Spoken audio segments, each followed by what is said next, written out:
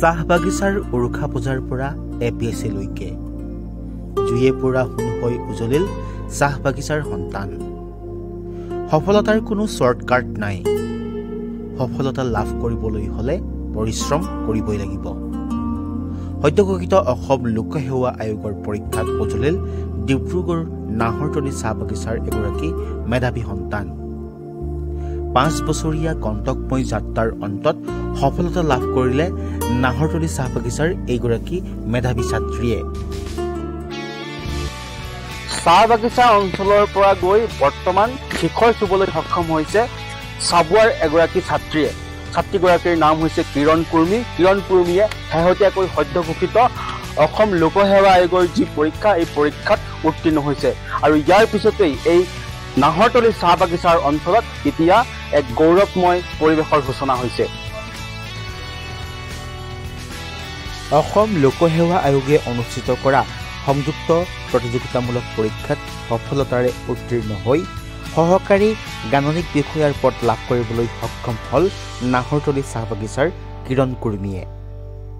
ডিব্ৰুগড়ৰ নাহৰতলী চাহ বাগিচাৰ প্ৰয়াত শিক্ষক চন্দু কুমাৰ কুৰ্মী আৰু নিৰ্মলা কুৰ্মীৰ সুযোগ্য সন্তান কিৰণ কুৰ্মীৰ এই সফলতাই এতিয়া সমগ্ৰ বাগিচা অঞ্চলটোত এক আনন্দময় পৰিৱেশৰ সৃষ্টি কৰিছে।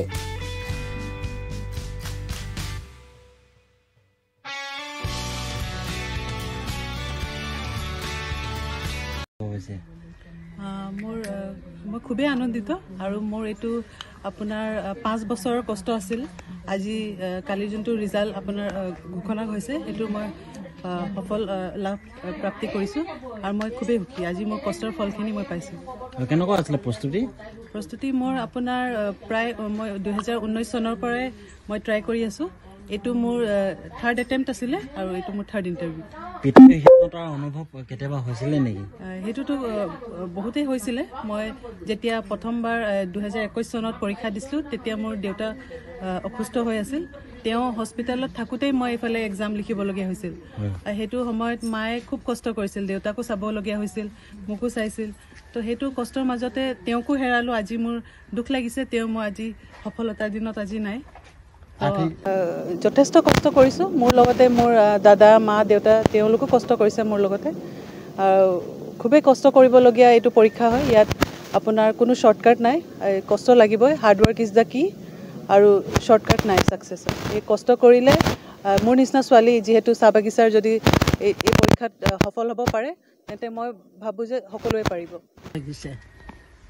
মানে ক'বলৈ ভাষা নাই আৰু ছোৱালীজনী নিজৰ কষ্টতে আৰু হেৰি কৰিছে আৰু।